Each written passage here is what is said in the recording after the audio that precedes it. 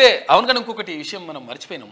నాదారే నాదారే నాదారే మూగబోయిన గొంతులో రాగమెవరు తీసెదరు, మూగబోయిన గొంతులో రాగమెవరు తీసెదరు. ఇవాళ గద్దరన్న జయంతి ఇయ్యాల. ఈ జయంతి సందర్భంగా ఆయనకు ఘనంగా నివాళులు అర్పిస్తూ ఉంది కీనోస్ తీన్మాన్ మల్లన్న తరఫున.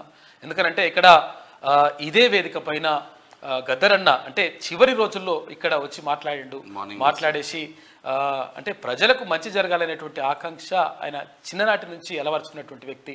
నిజంగా ఆయన లేని లోటు తీరనిది. కాకపోతుందంటే ఆయన ఆశయ సాధన కోసం అంటే ఏవైతే ప్రజల కోసం మంచి చేయాలని చెప్పేసి ఆయన కోరుకున్నాడో అలాంటి నిర్ణయాలు వస్తాయని చెప్పేసి మనం మనస్ఫూర్తిగా కోరుకుందాం.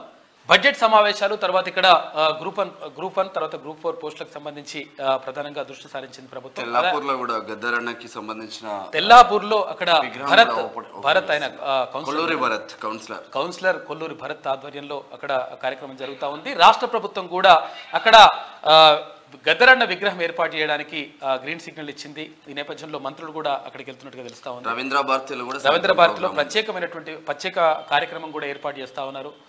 అందులో ప్రధానంగా కవులు కళాకారులు వాళ్ళందరూ కూడా పాల్గొంటారు. తర్వాత ప్రభుత్వం తరఫున కూడా కార్యక్రమాన్ని నిర్వహించాలని చెప్పేసి ప్రభుత్వం భావిస్తోంది.